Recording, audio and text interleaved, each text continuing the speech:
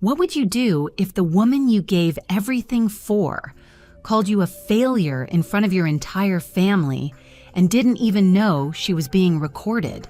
I was alone in my hotel room, still in my blazer from a long day at the real estate conference, when my phone buzzed. A text from my cousin, Jenna. "You need to see this, I'm so sorry." Attached was a live stream link. She said she didn't realize what was being said until it was too late. I clicked it, and everything changed. There on screen was my mother sitting at our family dining table, wine glass in hand, completely unaware she was being broadcast live on the internet. "Oh, please," she scoffed, rolling her eyes. "My daughter thinks selling houses makes her successful. She couldn't hack it in nursing school. Now she's just wandering through life like a desperate failure." I froze. My chest tightened. It felt like the air had been sucked out of the room. She was talking about me, mocking me, with my aunts and uncles around her laughing, all these grand dreams about becoming a nurse, and now she just sells houses to people who actually succeeded in life. My name is Sinead Sid Sullivan. I'm 32 years old, and for the past 5 years, I've quietly paid for every one of my mother's medical bills. Nobody at that table knew the truth. When Mom was diagnosed with aggressive rheumatoid arthritis, I dropped out of nursing school. I was thriving, aced my classes, building toward a career I loved. But then came the call. Mom had collapsed at work. From that moment on, everything changed. She cried in the hospital bed, whispering, "How am I supposed to afford this?" Her insurance barely covered anything. So I stepped in.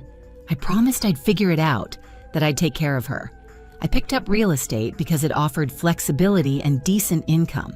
While other agents chased commissions, I was driving to her appointments, handling insurance paperwork, and covering every dime her treatments required. Her medications, her specialists, the weekly physical therapy, it added up fast. But I made it work. I worked 60-hour weeks, ate budget dinners, and emptied my savings over $100 over 5 years.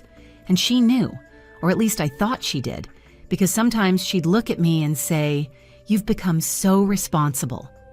Those rare moments of gratitude kept me going, kept me hoping that deep down she appreciated what I gave up. But that live stream shattered the illusion. Remember when she dropped out of nursing school, my mom laughed on the video. She came home crying because the exams were too hard. Pathetic. I sat in silence, in my hotel room, crying. Because I hadn't dropped out, because I couldn't handle it, I left to save her. And the wine she was sipping, I bought that. For family dinners she didn't even invite me to this time. She called me a failure while living off my sacrifice. And no one at the table objected. They laughed, they nodded along. That wasn't pain talking. That wasn't old school motivation. That was betrayal, raw and deliberate. I drove home from Providence in a fog. 2 hours on the interstate, but I barely remembered the drive. All I could hear was her voice echoing in my head like a wound that wouldn't close. She doesn't have what it takes. Some people just aren't cut out for real achievement. Words she never would have dared say to my face, but happily poured out to an audience online. I hadn't told my mom I was coming back early. She thought I was still in Providence networking and shaking hands, but I had something more important to do. Jenna texted again, "I'm at the coffee shop on Maple. Meet when you're ready."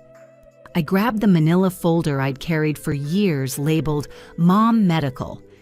Inside 5 years of meticulous records, every prescription receipt, insurance forms, bank statements, copays, specialist visits, mileage logs from doctor runs, over $120,000 in documented support, not for taxes, not for reimbursement, just so I could keep track of the life I was putting on hold. I slid into the booth across from Jenna, her oversized headphones perched around her neck and guilt written across her face. "I'm so sorry, Sid," she blurted. "I didn't know she'd say that stuff. I just thought I was filming a normal dinner." I opened the folder between us. Actually, I said quietly, "Thank you." Her eyes scanned the documents. Pages and pages. This is thousands of dollars. Over $100,000 I corrected. I put my nursing dreams, my savings, even my relationships on pause. for her. She looked up, no longer shocked, now angry, and she calls you a failure. That's messed up. I nodded, feeling something shift in me. I'd always thought her harsh words were just pain talking, that maybe under the lectures and criticism there was pride. But that video proved it. She didn't see me at all, not as a daughter, not as a person. Jenna asked the question I hadn't even said out loud yet. So, what are you going to do? I didn't hesitate. I'm done. That afternoon, I filed the paperwork to remove myself from all of her insurance and medical accounts. No confrontation, no warning, just freedom. Then I opened my banking app. For 5 years, I'd been saving what little I could for someday for nursing school. I transferred every penny into my personal account. I've spent 5 years being her safety net, I told Jenna. That ends today. And then I showed her something I hadn't shared with anyone else. An acceptance letter. I'd been reaccepted into the nursing program months ago. I almost deferred again because of Mom's latest round of treatments. But not this time. I start in the fall, I said, and I'm not deferring again. The next morning, I didn't drive Mom to her doctor's appointment. I didn't refill her prescription. I didn't answer her calls. Instead, I sat at my dining room table, papers spread across the surface like a battlefield, and began cutting every financial tie I had to her. I called the insurance company. You want to remove yourself as guarantor on Patricia Sullivan's account? Yes, effective immediately. Her premiums will increase substantially. I understand. Please send the confirmation to her home address. The letter would arrive in a week. Just enough time to get ahead of the explosion I knew was coming. Her text started around noon. Where are you? The doctor's office says, my card got declined. Fix this now, Sinead. Are you ignoring me? Answer your damn phone. Each message only made me feel lighter, freer. I silenced the phone and turned to the next task, my family. I opened a blank email to every relative who ever commented on how strong my mom was. Every aunt, uncle, cousin who'd praised her sacrifices. Subject line, important my role in Patricia Sullivan's care. Dear family. After much reflection, I've decided to step back from managing my mother's medical care and finances. For the past 5 years, I've been solely responsible for over $129,000 in expenses, medications, insurance premiums, specialist visits, and more. Attached is a detailed record of everything I've covered, in case any of you would like to offer support going forward. This decision was not made lightly. Best Sinead, I attached the spreadsheet. No emotion, just facts.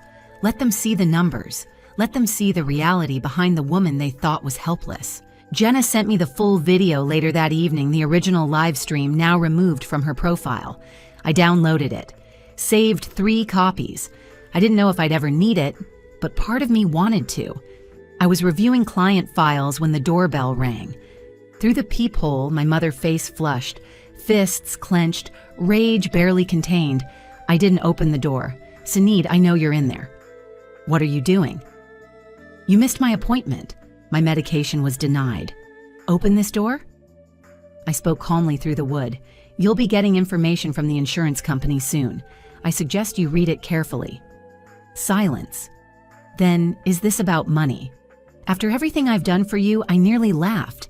Goodbye, Mom. Please don't come back. I walked away.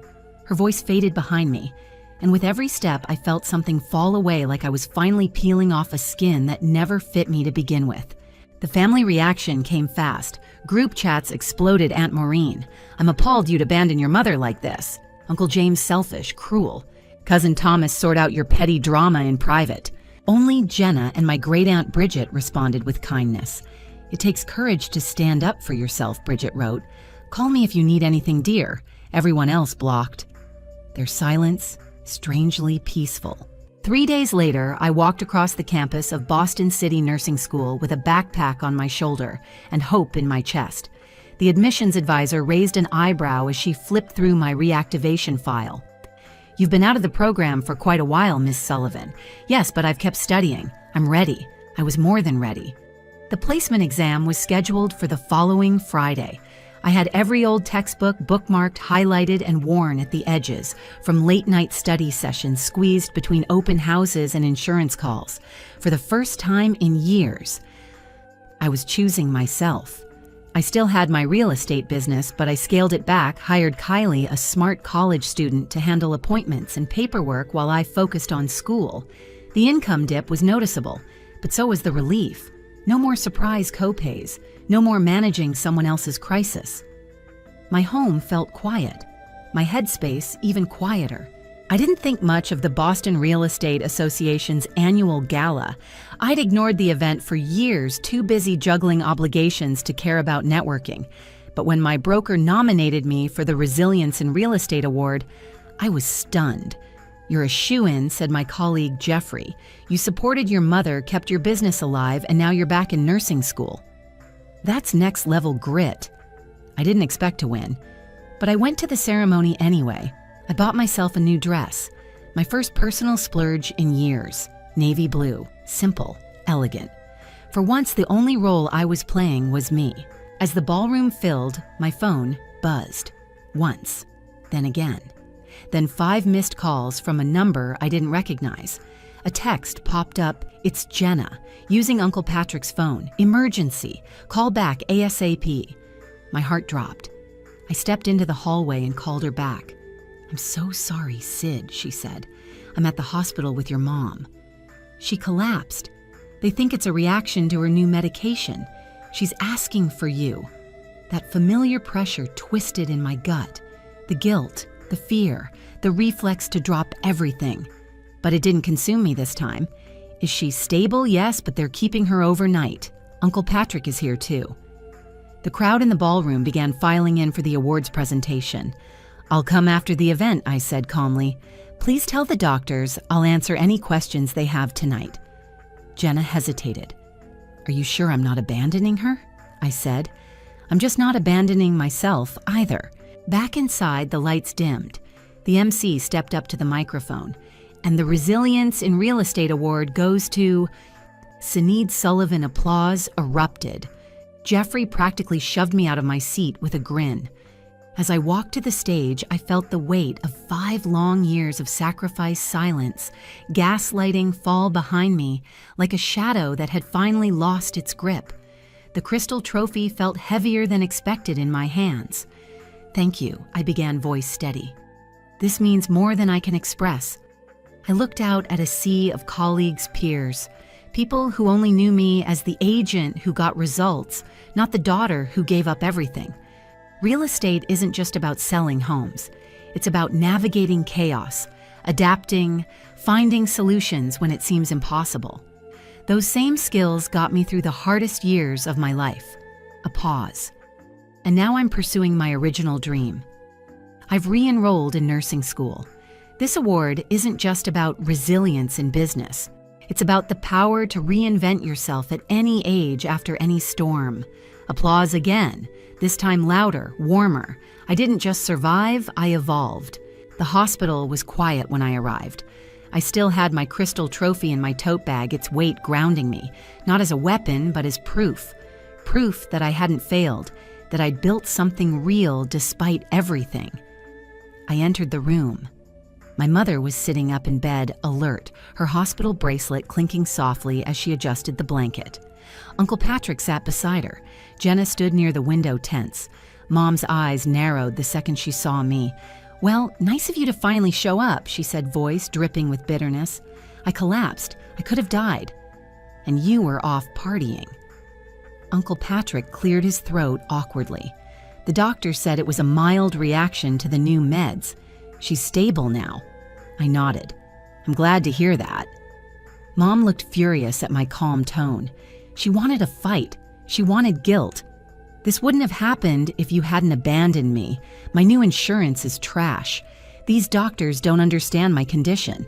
"That must be hard," I said, adjusting to a new care team. She blinked, confused. "Is that all you have to say after everything you've put me through?"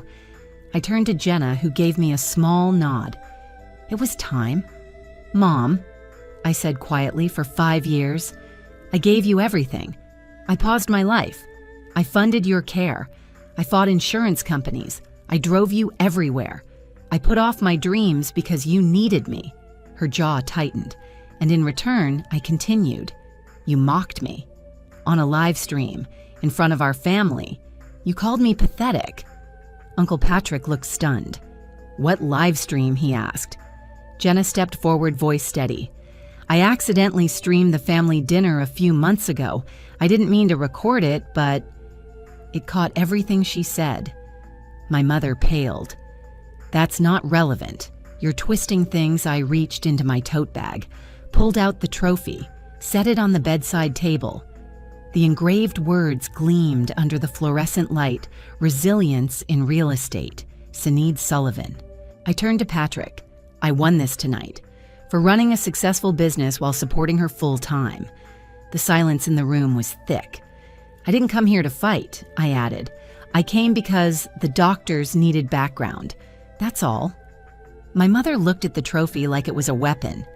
"You think that little award makes you better than me?" she hissed. "No," I said, "but it reminds me I'm enough, and I won't keep sacrificing my life for someone who doesn't see my worth." Patrick looked between us, finally understanding the depth of what had been hidden behind closed doors. "You really did all that he asked?" quietly. I nodded. "Everything, and more." My mother said nothing. For the first time in her life, she had no defense. As I turned to leave, I glanced back at her. She didn't ask me to stay. She didn't apologize, but she didn't insult me either. Maybe that silence was the closest she could come to acknowledgement. "Jenna," I said, "want to ride home?" She nodded quickly, grateful. As we walked down the hallway, I felt the tightness in my chest loosen, like I could finally exhale. I hadn't just stood up to my mother, I had stood up for myself. 3 months later, I stood at the foot of a hospital bed, not as a visitor, but as a nurse in training. My hands were steady, my voice calm. "IV secured," I said to my instructor, who gave an approving nod. I was exactly where I was meant to be. After my shift, I walked to my car, textbooks and my passenger seat clipboard tucked under my arm. My phone buzzed, a message from Jenna Prof interview going viral, 20K views already. Last week, the Boston Medical Journal had profiled a group of career changers entering healthcare. I'd shared my story, real estate agent turned nursing student, blending business acumen with empathy and grit. Both careers require trust communication and the ability to guide people through transitions, I'd told the reporter. But nursing taught me something even more important: how to protect your boundaries without losing your compassion. As I smiled at the memory, my phone rang. Unknown number. I answered. "Sinead, it's Patrick." My uncle's voice was hesitant. I saw the interview. It was inspiring. I didn't expect that. "Thank you," I said softly. He continued slowly. "Your mother saw it too. She didn't say much, but I think it hit her. Seeing you in that uniform, realizing you really are doing it." He paused. "I just wanted to say I'm proud of you, and I'm sorry I didn't see it all sooner." I blinked back tears. "Thank you, Patrick. That means a lot." When we hung up, I sat in the car for a while. I didn't need his validation. Not anymore. But it felt good. Not because it changed who I was, but because it confirmed who I'd become. In my living room, the Real Estate Award trophy still sat on the mantle. Next to it, my nursing textbooks, a folded copy of my acceptance letter, and a stethoscope I'd bought with my first scholarship check. My mother and I hadn't spoken since that night in the hospital, and maybe we never would. But I'd stopped needing apologies from people who couldn't give them. I found closure in my own success, my own peace, my own purpose. I had clients to serve, patients to heal, a life to live that belonged entirely to me, and that was the victory I'd waited for all along. Have you ever given your all to someone only to be left behind when it mattered most? Tell your story in the comments. Hit like if you've ever had to reclaim your voice. And don't forget to subscribe for more true stories of betrayal, resilience, and powerful comebacks. This is Sinead's story, but it could be any of ours. because sometimes the best way to heal is to walk away.